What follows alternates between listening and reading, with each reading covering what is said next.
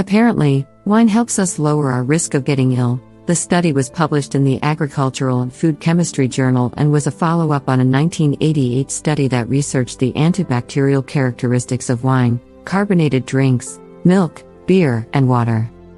Namely, in this study, wine was found to be the best in eliminating most of the live bacteria in these drinks and showed awesome disinfectant properties. What did the follow-up study found? In the new study, the researchers first thought that the wine acidity and the alcohol were the reason for the destruction of the bacteria. However, they later discovered it was because of an organic compound present in red and white wine. Namely, these compounds, i.e., malic, succinic, lactic, and tartaric acids were isolated and their acidity was neutralized. The results amazed the researchers. 99.9% of the dental bacteria were destroyed, as well as the ones that trigger sore throat. The researchers explained that the exposure to wine had a constant antibacterial effect. However, red wine was found more potent in destroying the bacteria than white wine, but not by too much.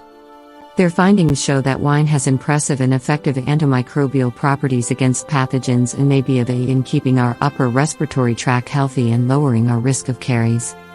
Although most streptococcal infections are treatable with antibiotics, wine's antioxidants can be a good preventive measure for the diseases caused by them. Of course, this only stands for moderate consumption of wine.